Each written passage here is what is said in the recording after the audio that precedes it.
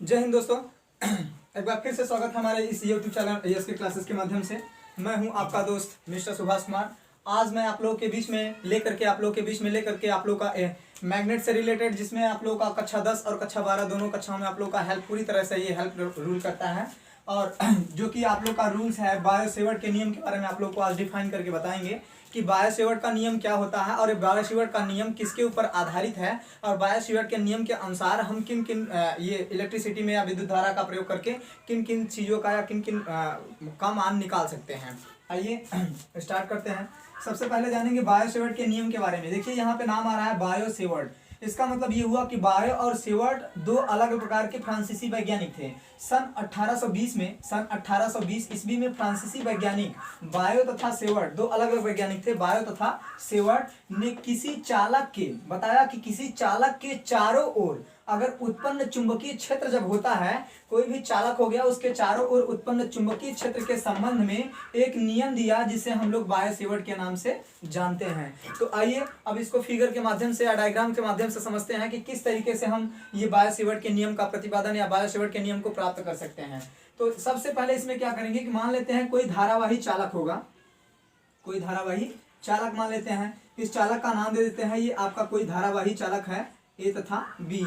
A B एक धारावाही चालक है जिसकी लंबाई कितना है, जिसकी लंबाई मान लेते हैं, इसकी लंबाई आपकी डेल्टा एल है। ठीक है, इसकी लंबाई आपकी डेल्टा एल है। उस स्थिति में धारावाही चालक में बहने वाली धारा, अगर आप लोग की आई होती है, धारावाही चालक में बहने वाली धारा आई तथा धारावाही चालक के मध्य बिंदु से कोई बिंदु और कोई वाह बिंदु मान लेते हैं, ये पी है, मध्य बिंदु पी पर विद्युत क्षेत्र की तीव्रता का व्यंजक प्राप्त करना है। जब विद्युत क्षेत्र की तीव्रता का व्यंजक प्राप्त करना है, उस स्थिति में इसके बीच में जो बना कोण होगा, इसके बीच में जो बना कोण होगा उसको मान लेते हैं ये थीटा है। तो बायो-सेवर्ट के नियमानुसार सबसे पहले बात कर रहा था कि सभी अलग अलग स्थितियों में विद्युत क्षेत्र की तीव्रता का व्यंजक प्राप्त कैसे करेंगे या विद्युत क्षेत्र की तीव्रता क्या होगी। तो अब यहाँ पे देखिए, इसके मध्य बिंदु से इस वाह बिंदु के बीच की दूरी अगर आप स्मॉल आर ले लेते हैं, स्मॉल आर, तो उस स्थिति में देखिए क्या होगा। ये अगर पहले कंडीशन में बात करें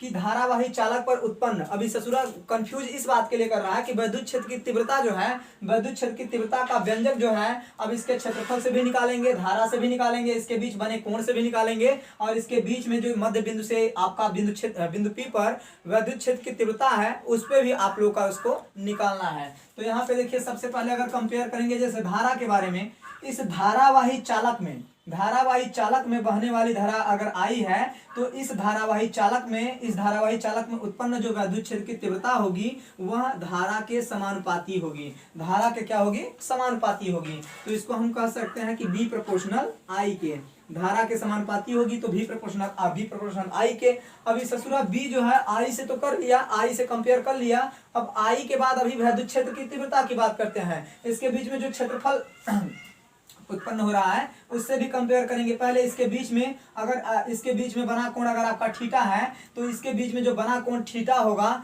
वह आप लोगों का साइन थीटा के बराबर होगा। तो उस स्थिति में जो विद्युत क्षेत्र की तीव्रता होगा, धारावाही चालक में उत्पन्न विद्युत क्षेत्र की तीव्रता इसके बीच या मध्य बिंदु इसके बीच बने कोण के समानुपाती, बने कोण के साइन के समानुपाती होता है। तो इसको बी प्रोपोर्शनल साइन थीटा कर दिया। अब ये इक्वेशन फर्स्ट हो गया आपका, ये इक्वेशन क्या हो गया? सेकंड हो गया।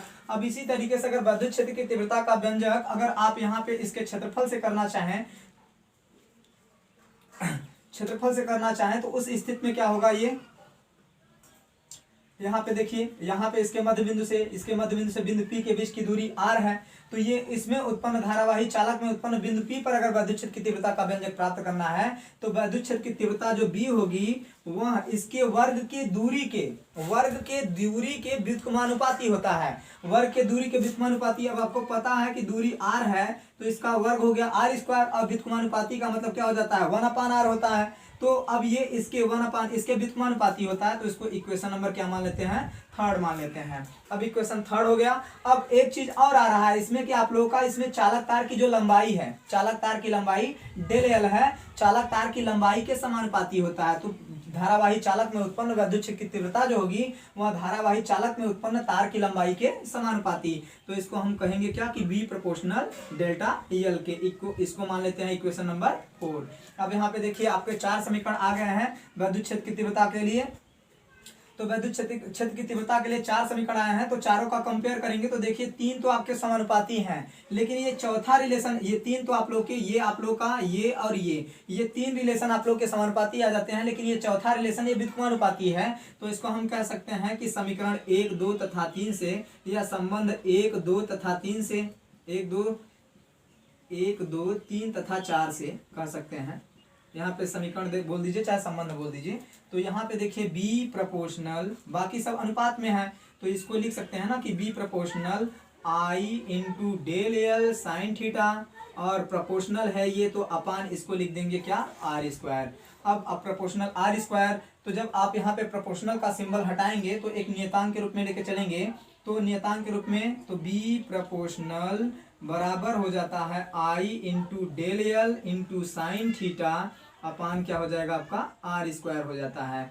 उस सिचुएशन में अगर प्रोपोर्शनल को एक नियतांक मानेंगे तो बी इक्वल टू हो जाता है न्यू 0 अपान 4 पाई इंटू यहाँ पे हो जाएगा आपका I del L sine theta into R upon R square. ये आप लोग का यहाँ से विद्युत क्षेत्र की तीव्रता का व्यंजक प्राप्त हो जाता है। तो उस स्थिति में हम एक बार फिर से आप लोगों को समझा देते हैं कि बायो-सेवर्ट के नियमानुसार सन 1820 ईस्वी में फ्रांसीसी वैज्ञानिक बायो-सेवर्ट ने किसी चालक के चारों ओर उत्पन्न चुंबकीय क्षेत्र के संबंध में एक नियम दिया जिसे हम बायो-सेवर्ट के नाम से या बायो-सेवर्ट के नियम से जानते हैं। बायो-सेवर्ट के नियमानुसार कोई धारावाही चालक, अगर कोई धारावाही चालक तार है, धारावाही चालक तार जिसकी लंबाई डेल एल है और इसमें बहने वाली धारा अगर आई है, तो धारावाही चालक के किसी बिंदु से या धारावाही चालक के किसी बिंदु से बिंदु P पर विद्युत क्षेत्र की तीव्रता का व्यंजक अगर प्राप्त करना है, तो उस स्थिति में इसके उस बिंदु से और विद्युत क्षेत्र की बिंदु P तक के बीच की दूरी अगर स्मॉल r मार के चलते हैं, तो इसमें उत्पन्न, इस धारावाही चालक में उत्पन्न जो विद्युत क्षेत्र की तीव्रता होगी,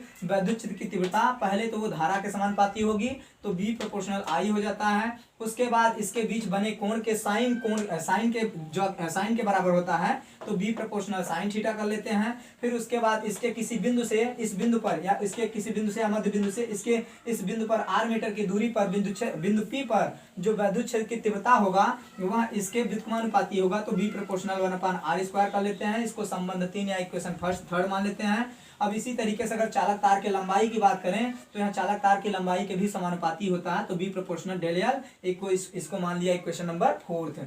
अब समीकरण 1, 2 तथा 3 से अगर संबंध 1, 2, 3, 4 से देखेंगे तो 3 रिलेशन आपके समानुपात में आते हैं। एक आप लोग का व्युत्क्रमानुपाती होता है, तो व्युत्क्रमानुपाती का मतलब उल्टा होता है, तो इसको अपान करके लिख दिया। अगर आप यहाँ पे प्रोपोर्शनल एक नियतांक लेके चलेंगे तो इसके वैल्यू न्यू 0 अपान 4 पाई रख के तब यहाँ से आप लोग का विद्युत क्षेत्र की तीव्रता का व्यंजक जो आता है B equal to mu 0 upon 4 pi into I into del L upon sine theta upon R square. तो आशा करते हैं कि हमारे द्वारा बताया गया वीडियो आप लोग को समझ में आया होगा। यदि आप लोग को समझ में आया हो तो हमारे चैनल को लाइक और सब्सक्राइब करके कमेंट करके जरूर बताइएगा, जिससे आप लोग का मोटिवेशन ही हमें आगे ले जाने में हेल्प करेगा। तब तक के लिए अपना ख्याल रखिए। जय हिंद, जय भारत।